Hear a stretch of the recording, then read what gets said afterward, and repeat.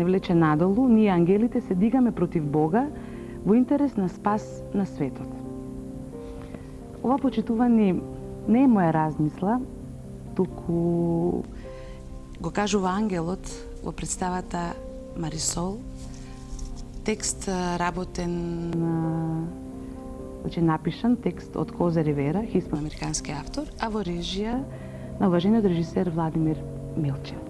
Најпрви да ви пожелам едно добре дојде од другата страна, а моја задача е во овој момент да му пожелам на вистина од срце добре дојде на токму на режисерот Владимир Милчин. Нека ви е добар денот. Оти некако почнеме да живееме од денес за утре. Како се чини тоа? Па, меѓутоа сепак живееме од денес до утре, ако се сведе, нели? Се сведе на крајот од краиштата на суштина. Да. Тогаш е навистина од денес до утре. Ние живееме во време во кое всушност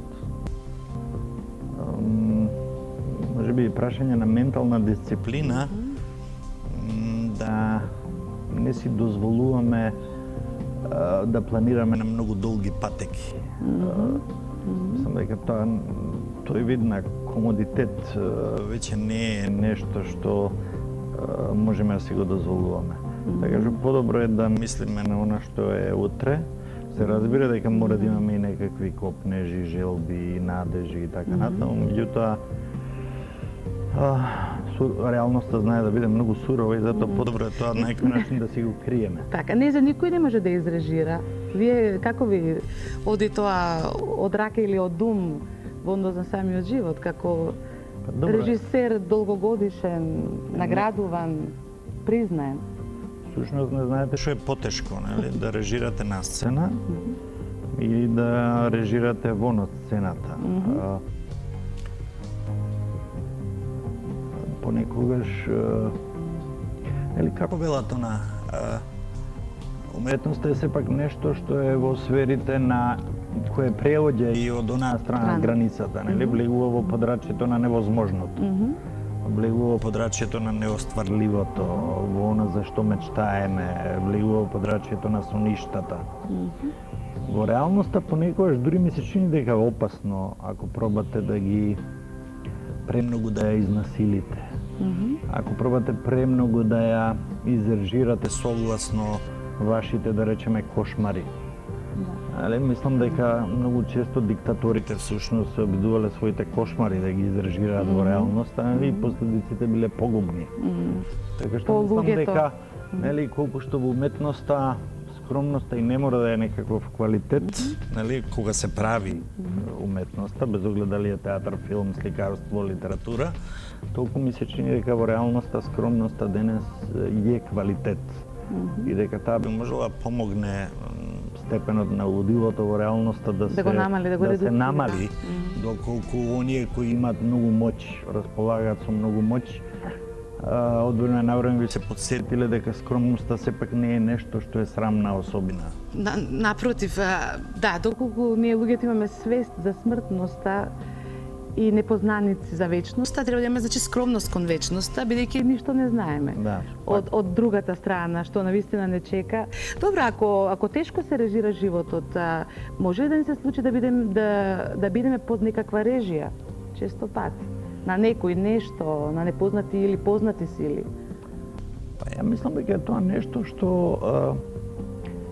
луѓето одново и одново секогаш се враќаат.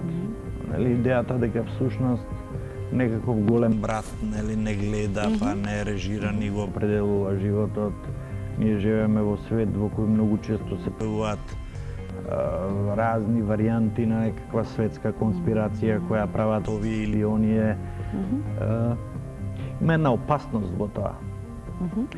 Опасноста во тоа се состои што ако тоа го земете здраво за готово, ако поверувате 100% во тоа, тогаш што ви останува? Кој вид акција? Да се преземе. Нели, ако мислите дека е се запишано, нели, дека се одвива според некоја сценарија која зависи од другите, тогаш вам единствено ви останува што? Или да извршите самоубиство, или да преминете во некаква потполна пасивност, само да лелекате. Тоа е многу опасна ситуација, која мислам дека е, нели, она што е спротивно на она што верувале екзистенцијалистите, нели, дека со секоја своја акција ние му даваме смисла на сопствениот живот, на сопственото Колку и да сме постоење. сред морето на безсмисленото Без оглед, нели, без оглед на абсурдот. Е многу интересно дека едното и другото некако живеат паралелно и дека кај екзистенцијалистите кои се свесни за абсурдот, тоа не намалува важноста на акцијата и сметаат дека тоа многу битна димензија на тоа да се биде човек. И јас морам да признам дека сум човек кој верува дека со собствените акции нешто може да направи, ако ништо друго да го намали злото, да го доведе под сомневање. Така што мислам дека без оглед на се, без оглед на тоа дали некаква идеологија комплетно владее со нас, без оглед дали има некаков Господ кој многу и не се грижи, нели, за тоа што случува со нас, сепак мислам дека ние со собствените акции имаме можност нешто да измениме. Така, еве сега ќе по низ разговорот од едната и од другата страна на вашите различни ангажмани, верувања, принципи, ваши внатрешни заповеди за она кои што треба да бидете пред лицето на светот и пред себе самиот.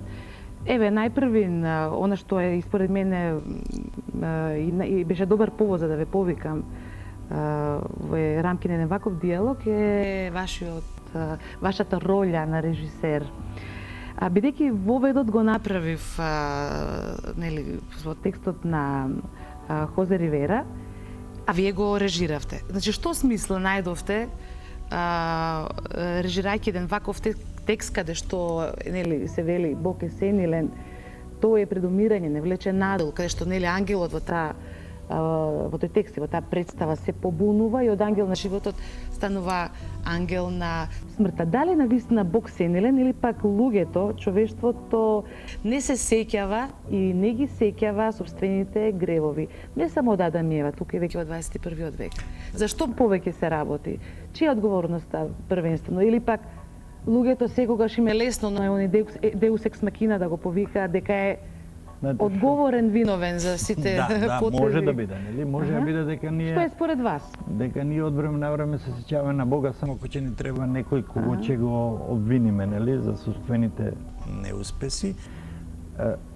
Сушност, мислам дека сликата за Бога луѓето ја создаваат согласно и ја преобликуваат постојано, нели? Сликата за Бога не е непроменлива категорија. Има една прекрасна книга Историја на Бога се вика. Историја на Бога, тоа самото по себе си може да биде оксиморон или парадокс и така. Напишана од Керин Армстронг. Тоа е една од најдобрите, најголемите експерти за религија и тоа компаративна религија. Дека и таа ги проучува големите, нели, книги, Библијата, Куранот, Талмудот и следи како се менува идејата за Бога. Како да речеме во Стариот Завет имате Бог кој е во некои моменти, во некои пророштва тој е еден милозлив Бог, нели, кој е полн со љубов. Во други тој е некој кој е полн со одмазда, со гнев, жестокост и така. Така што очигледно е дека сликата за Бога ние сами на некој начин ја пресоздаваме, префрлајќи го акцентот од едно на друго, зависно од тоа во која ситуација сме и веројатно зависно од тоа како Бог ни треба всушност. Во Марисол е драма која седеше, Бога ми, чекаше кај мене едно повеќе од 10 години. Зошто? Јас ја гледав 91 во Америка на незината преизведба. И кога разговаравме со авторот, он вели, многу сте заинтересиран, дали тоа значи дека се спремате да ја поставите кај вас. Он, знаете што е, кај нас се уште не е толку страшно.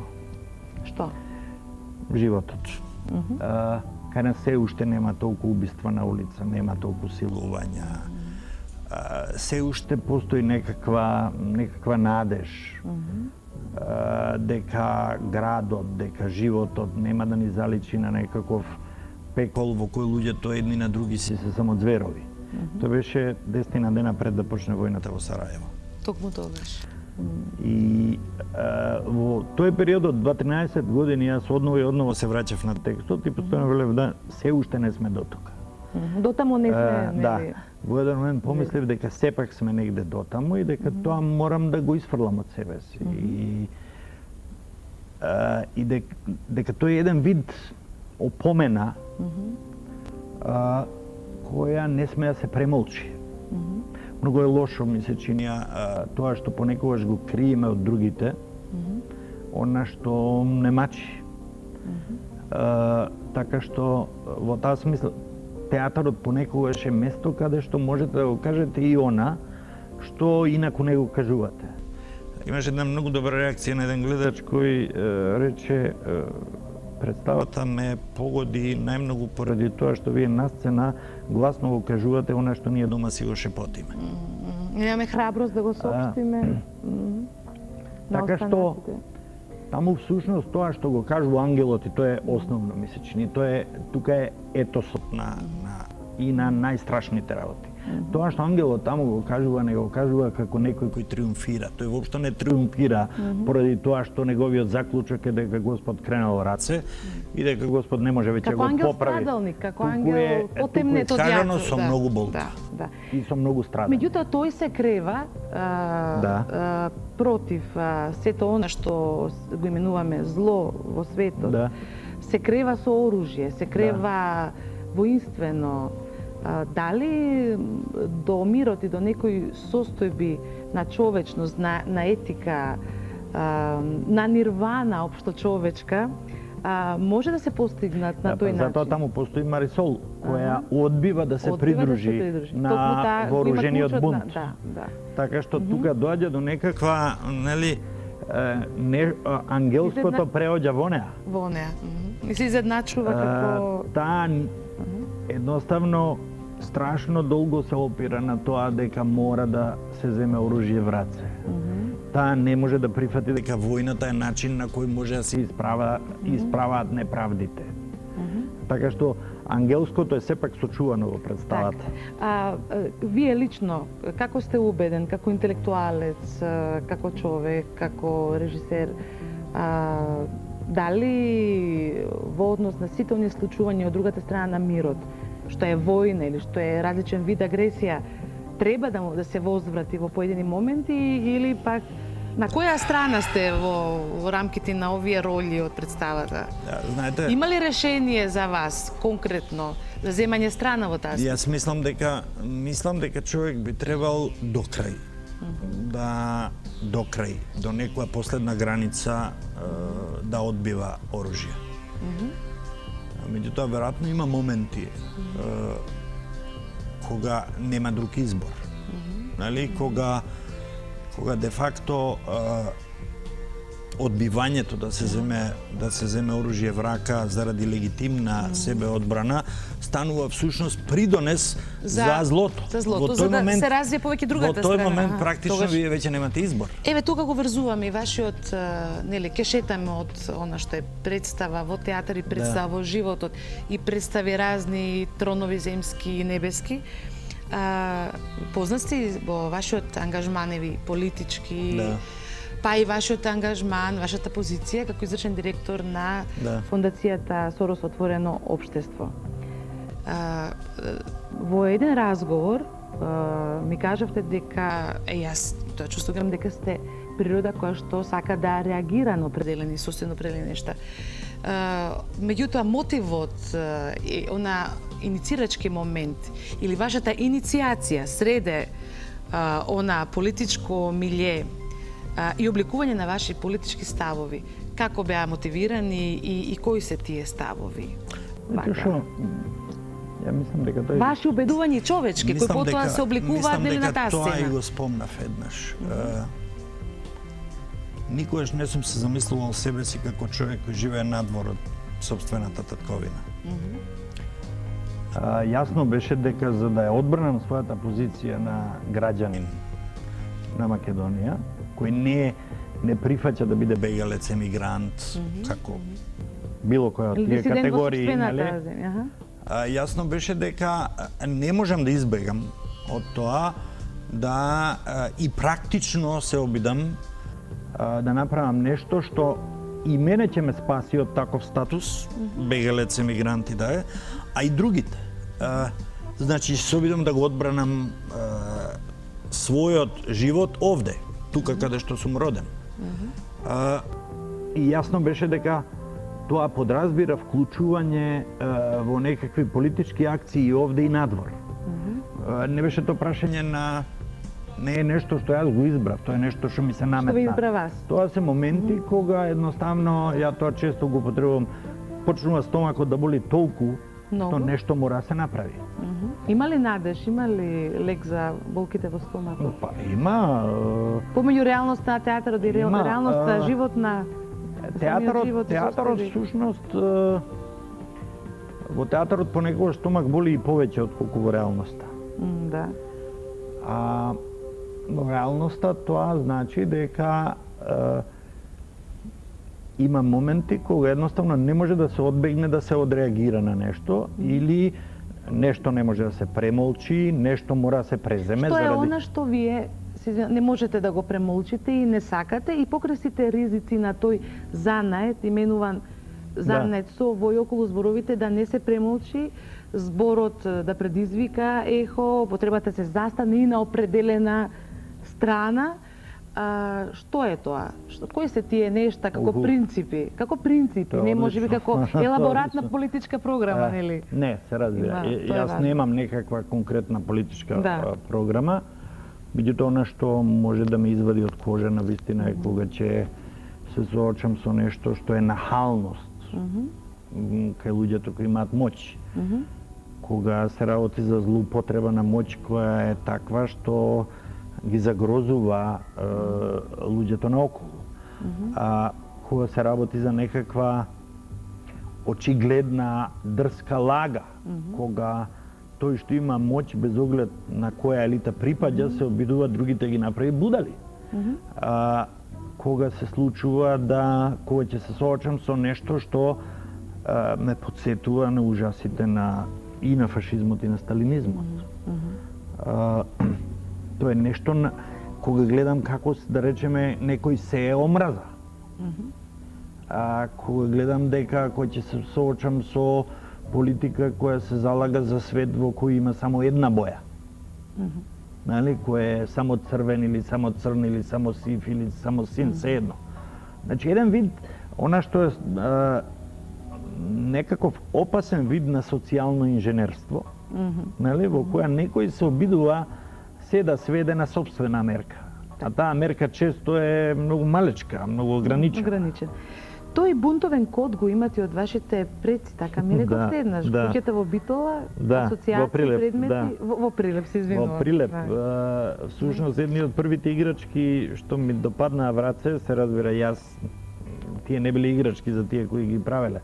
Едни предмети од Монистра, правени во затворот Беаскуле, во Солун, од чичкото на Илија, значи брат на дедо ми, Глигор. На нив јас тогаш не препознавав, подоцна сватив дека е тоа 1902. Изгледа дека отоманците на затворениците кои биле осудени на подолги казни им давале Монистра да везат за да им поминува времето. Како бројаниците во нечија рака. Така, ова беа едно наргиле, тоа беше исто многу парадоксално во Беаскуле да везете гоблен од Монистра на кој мотивот се две еленчиња во некаква шумичка. Каква смисла тие луѓе што еден од вашите предци што биле таму наоѓале? Ја мислам дека тоа нижење Монистра, како издржале? Не знам, за жал јас тој човек Глигор, нели, кој бил еден од атентаторите познати, кој го организирал атентатот на Жика Лазич, кој бил шеф на кралската полиција во Скопје 30-тите години. За жал не го памтам. Тој умрел 47-ма кога сум се родил. Не оставил ништо запишано. Никаква трага. Не. Така што се што знам за него знам од прикажувањата на баба ми, на татко ми и така. Среќавам во разни книги, го среќавам неговото име, настани врзани за него и така натаму. Очигледно се работи за тој никогаш фамилија не формирал, значи животот го течел така, можете Паталец осаменик. да, и можете едноставно да го препознаете во некои од ликовите на Достоевски на демони. На демони. Ќе стане збор да и тоа. Предпоставувам дека доживеал многу разочарувања. Има еден период во кој никој не знае кај бил.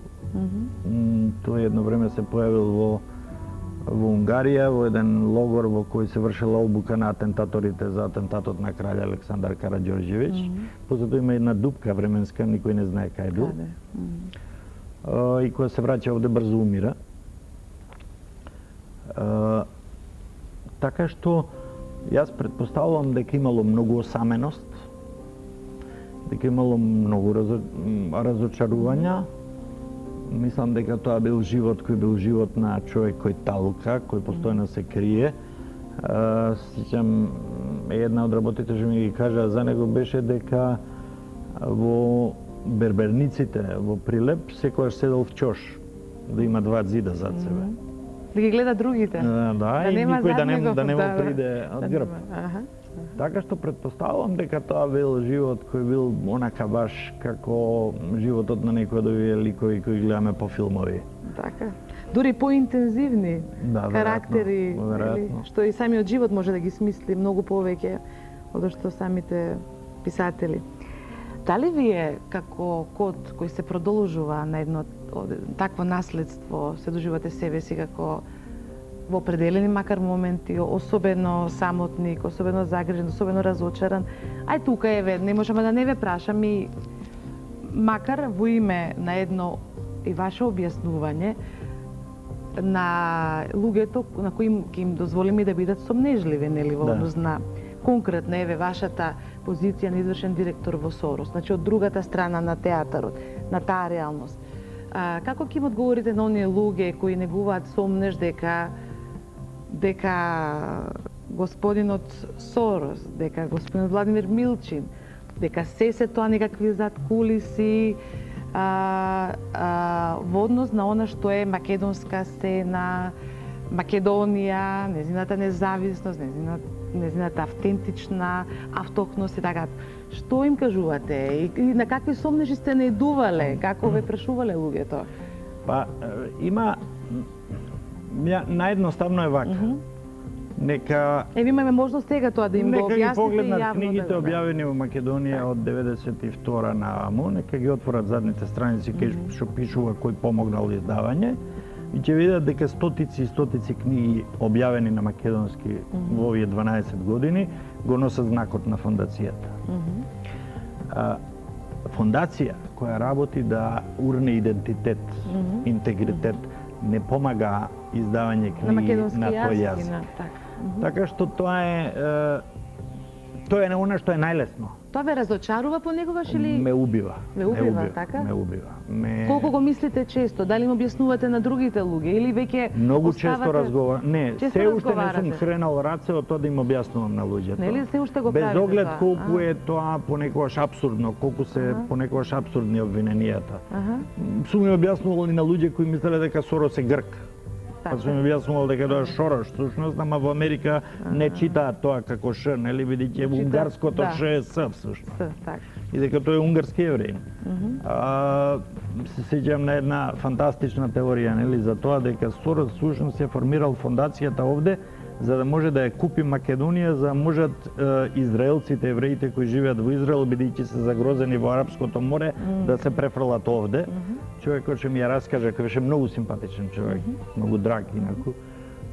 Рекова, мислиш ти на вистина дека овде баш ќе дека ова таков безбеден простор, што ни сонуваат овде да се префрлат. Така што има такви на вистина безсмислени обвиненија. Што би им рекле на тие луѓе во овој момент? Има нешто, знаете, во последната представа што ја работев во Прилеп пред нешто повеќе од еден месец беше премиерата, балада за големиот костур. Една од темите е токму тоа. Нели луѓето се спремаат да за крајот на светот, се појавува некаков човек кој објавува дека тоа е тој што нели ќе го уништи светот. И ноќта кога треба да се случи крајот на светот поминува во една пијанка и така, и крајот на светот не се случил. Ама луѓето и понатаму се однесуваат како се случил и никако да прифатат дека не се случил. Дали тоа значи дека големиот брат и да не постои треба да се измисли за не, тоа луѓето? значи всушност за жал дека ние живееме во едно време во кое на луѓето има очигледно потребно некакво едноставно објаснение за нивните несреќи.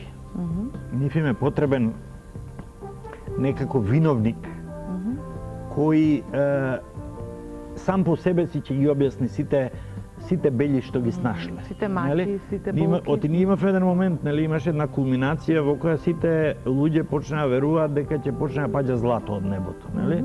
Падна комунизмот, падна Берлинскиот зид, нели, и сега најнаш ќе почне да врнат долари.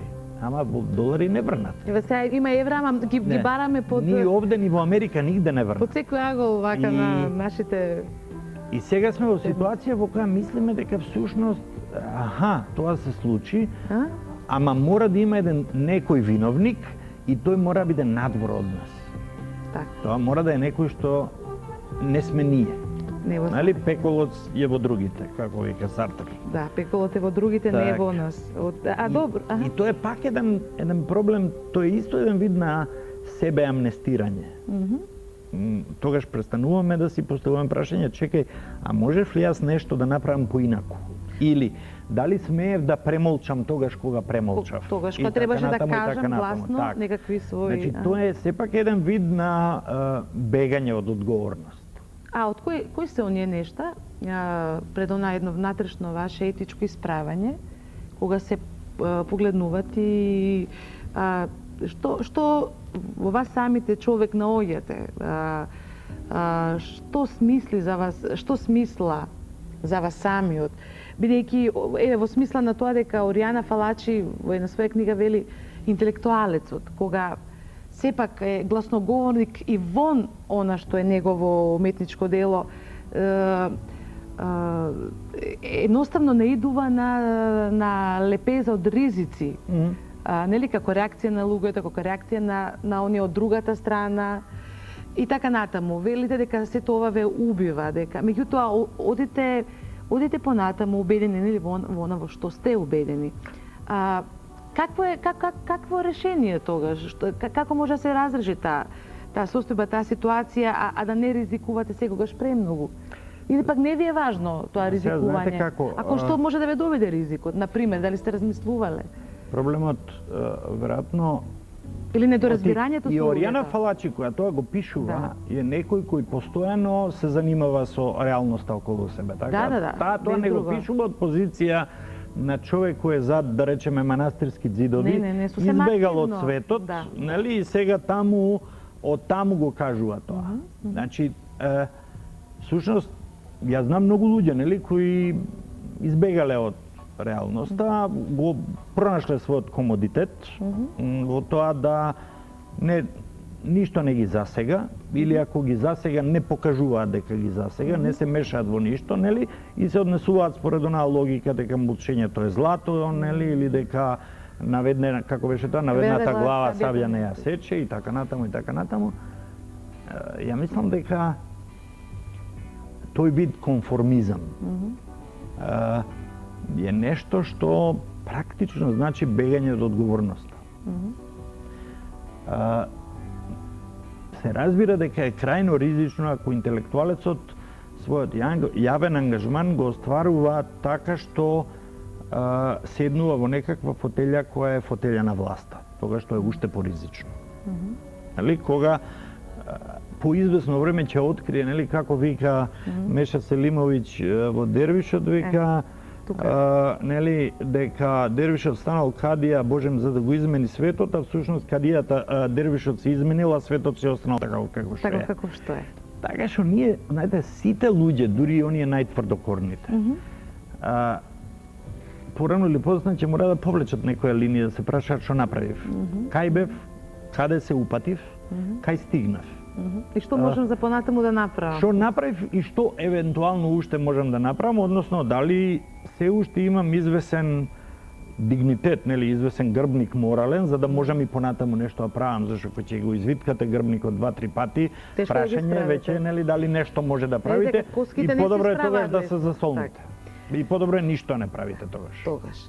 На крајот од многу краишта, стварносни, вакви теми на кои во овој момент разговараме, сепак темите на една човечка отуѓеност, темите на самотијата, темите на незадоволството, на гневот ги живееме многу внатрешно. Обично се плашиме, нели, да ги покажеме, како што и вие самите велите. Дервишот и смртта. Меша Селимовиќ. Една, би рекла, Библија на мудрата осаменост. Да. Една човечка немоќ со сите неспокојства во сонот и во ноќите поминати во размисла, нели? Зошто токму заради ова дервишот и смртта?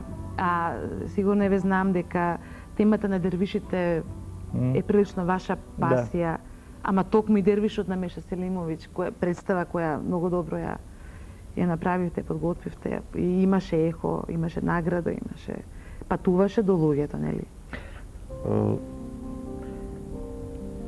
Мислам дека Дервиш и смрт е еден од оние по крајна линија, ако сакате, најголемиот дел од книгите што се воопшто напишани се занимаваат со прашањето на односот меѓу индивидуата и останатите, колективот, народот, се едно, нели? Ова е една веројатно од најдобрите во таа смисла. Таа е на некој начин толку е натопена со универзалното, а при тоа е толку конкретна, што навистина е ремек дело. И човек може постојано да се враќа на неа, нели, и постојано да открива дека таа има што да му каже. И она што е фасцинантното е, се разбира тоа дека оптимизмот дека индивидуата може нешто да направи, веројатно лежи во фактот дека такви книги се пишуваат. Нели? Тоа дека Меша Селимовиќ ја напишал книгата е апсолутно доказ дека ние имаме право на некаков оптимизам. И свест. Се дури сме способни да говориме за тоа на таков начин, на каков Меша тоа го напишал. Се дури се пишуваат такви драми каква што напишал Хозе Ривера. Се дотогаш светот има смисла и се дотогаш човекот дефинитивно не е поразен. А ќе се пишуваат ли вакви слични книги во 21-виот, во 22-иот, Јас сум убеден дека ќе се пишуваат и понатаму. Така? Јас мислам дека тоа нема запре. Ќе треба кој да ги чита, нели? Тоа нема да запре и мислам дека и тогаш ќе има луѓе кои ќе читаат и мислам дека и тогаш ќе има луѓе кои ако ништо друго како некаква секта ќе се занимаваат со книгите. Без оглед на тоа дали нели тоа е клацкалица. Тоа е клацкалица. Не знаете дали е подобро да има многу читачи кои читаат плитко или да има помалку кои читаат длабоко. Тоа е прашање на кое нема дефинитивен одговор, нели? Немате ни одговор ни вие, тешко се одговори, нели? Немам ни јас. Иако морам да признам дека секогаш дека тоа ми е особено задоволство кога ќе открием пасионирани читачи со кои имам што да си кажам и за некои книги кои не се трендовски, нели? Кои не се на листи на бестселери, кои се повеќе нешто што е така подзаскриено, нешто што до што за да се дојде треба не само знаење, треба и некои коинциденции да се случат. Некако тоа треба да се заслужи. Така, да се заслужи треба, нели, секако. Во представата Дервишот и смртта постојат нели ритуални дервишки танци, бидејќи тоа е една целена резултат на една филозофија на суфизмот, на суфистите, тоа е мистичко аскетски правец во исламот. Моја љубов, велите дека преку тие танци најдобро и најдиректно се патува до Бога. Да, за жал тоа не сум го открил јас, тоа го открил Џалалудин ал-Руми, нели? Да, ама вие сте убедени исто така, да. Тоа многу ме привлече, кога во Конија, кај што е гробот на Џалалудин ал-Руми, основачот на Мевлевискиот ред, кога го прочитав тоа дека според него патот до Бога води преку танцот и музиката. Тоа е уметност. Тоа е А дефиниција вашиот на пат уметноста. кон него е мистичен исто, внатрешно или не? Да, тој е внатрешен. Ја не знам дали тоа може да се нарече мистика. Меѓутоа сигурно мислам дека Дали обсервирате мистика или сте понекогаш среде тоа? Се доведувате себе си? Ја сигурно обсервирам мистика. Како режисер, Има да, он моменти обсервира и веројатно, човек, има веројатно моменти во театарот за време на пробите. Кога се случува нешто што веќе не е резултат на знаењето, на читањето, нели?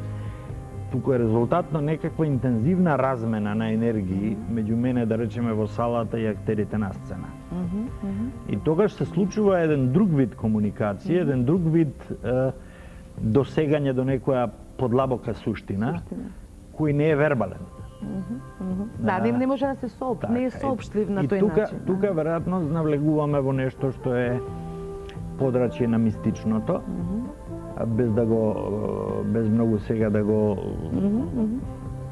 на некој начин да го мистифицираме тоа, зашто има, нели, има во театарот има и мистика, ама има и мистификација. Од ова второто многу би сакал да се одбранам. Што не значи дека секогаш успевам. Би сакала да ве прашам, љубопитство чисто и еве индивидуално. Зошто дервишот како предизвикан е монахот, на пример? Или и тоа, ама на друг начин? И монахот ќе дојде. Така, ќе дојде ли? Антиципирав, значи и монахот ќе дојде. Тогаш монахот како е? Како го гледате? Ако не преку танц секако, ама преку молитва, преку... Некако ќе дојдеме до монахот, ама меѓувреме има, што знам, има уште две точки, веројатно. Кои се?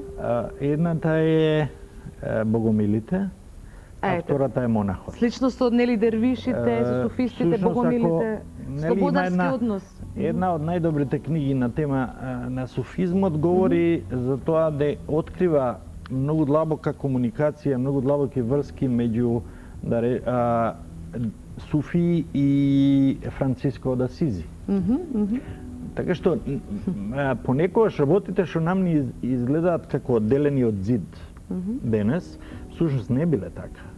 Тоа биле многу интензивни комуникации и они наоѓале начин да прават размени на знаење. Така што мислам дека тоа е нешто до што допрва ќе треба да се добереме и нешто што ми се чини дека може да биде одличен придонес во намалување на известни шаблони, стереотипи кои ги имаме едни за други. Господине Милчин, уште колку пати ќе умираме ние луѓето? Да. Ве прашав со Небеска Тимјановна, нашата повредена од Петре Мандреевски, како ова е како поднаслов, а пак земено од тој роман. И уште колку пати ќе умираме? Бидејќи тоа колку пати ќе умираме прашање кој е врзано за македонците. Јас се надевам дека во таа смисла нема веќе да умираме. И не само што се надевам, толку колку што јас можам да направам, значи не само како режисер, правам затоа што мислам дека е време да запре тоа. И дека на тој начин можеме и сами на себе си да се докажеме дека ние не сме проколнати. Нали? И дека не сме осудени на умирање. А тоа што ние сите како индивидуи нели секој ден умираме и одново се раѓаме, тоа е веќе нешто што е друго. Тоа веќе нема врска со представата. Со представата за човекот? Да. Не, со оваа театарската. Иако и тука има многу висни, поголеми можеби од самата и од самата стварност. Во таа смисла би сакала еве уште, ако еве нашава средба се плижи кон крајот, или нешто што наликува на крајот и краевите се навестуваат нови почетоци на средби не од нула, како што многу луѓе мислат дека нели она што го прават дека е од нула во смисла на историја, во смисла на било што иновација. Ете мене, јас паметам еден професор по историја на светска драма и театар кој многу ми значеше. Првата работа што ни ја кажа на час беше дека ако мислите дека нешто први правите, тоа само покажува дека недоволно знаете за она што го правеле пред вас. Така. Се согласувам. Во прилог на скромноста. Во прилог на скромноста. Да не ги испуштиме и демоните од Достоевски, каде што и таму повторно покажавте една интервенција креативна, каде што ролите беа едноставно заменети, значи на имиња познати од нашиот видокруг и така натаму демони. Таму пишува на едно место дека учителот на Верховенски вели дека тој сепак се поклонува не пред Бога, туку на некои други идоли. Дали сте вие дали верувате во идоли и дали сте идолопоклонник и на што сте? Не, никаде. Не. Тоа не. Нели? Тоа не. А во идеали секако, нели? Идеали да. Аха. Идеали да, меѓутоа идоли не. И мислам дека една од всушност веројатно една од обврските на интелектуалецот е да биде идолоборец, да ги урива идолите, а не да ги гради. Тоа е нешто сосем друго. Така и Чоран ке рече дека познатиот филозоф дека идолатријата е опасна работа. Тоа е исклучително опасна работа. За жал се покажува дека тоа нешто што не се искоренува со така нареченото владење на разумот. Тоа дека ние веруваме дека од периодот на Француската револуција, па рационализмот и така натаму, дека разумот владее, не е точно. За жал се покажува дека тоа се уште неизборена битка. Дај Боже да има битки кои ќе бидат изборени. И еве, за крај, пред да ви заблагодарам за учеството во овој диалог, едноставно би посакала уште многу битки пред се на творечки, режисерски, театарски план, помалку јанзи, а чудно, јанза постои само во нашиот, помалку страшни судови за човештвото, а повеќе конструктивни средби помеѓу нас луѓето и помеѓу нас луѓето нешто што се наименува како сила во воздухот, да речеме. Еве, значи ви заблагодарувам за присуството во другата страна, најтопло. И да ви пожелам добра средба со вашите студенти, бидејќи сте долги години на Факултетот за драмски уметности и предавате актерска игра. Почитувани, јас би сакала нешто сосема накратко да ви прочитам за поздрав.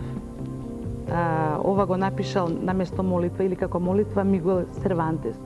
Знаете, он е автор кој што ја воведе борбата против ветерниците, нели? Дон Кихот. Вели: "Ослободете ми го патот, Господе, и пуштете ме да се вратам во својата стара слобода. Ќе го побарам својот поранешен живот за да воскреснам од оваа сегашна смрт. Јас не сум се родил за да бидам владетел, ниту да ги бранам градовите и островите од непријателите кои што сакаат да ги освојат. Јас подобро се разбирам во орањето и копањето, во режење на лозијето, отколку во законодавството и одбраната на покраините и царствата. Свети Петар во Рим е на своето место. Според моето мислење, на вистинско место е секој кој што се ја врши работата за која што е роден. Мене подобро ми стои српот в рака, отколку царскиот жезол. Порадо ќе се најадам обична супа, отколку бедно да се препуштам на здодевниот доктор да ме умре од глад.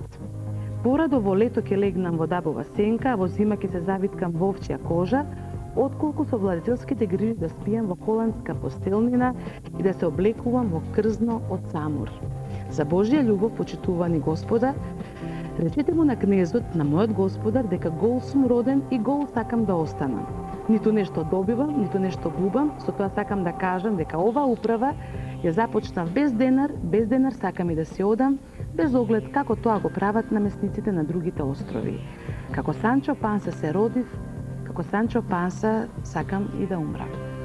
Тоа е се, почитувани, од другата страна. Со вас беше овој пат Ирена Павлова Теодорико, за некои други наредни средби во оваа смисла.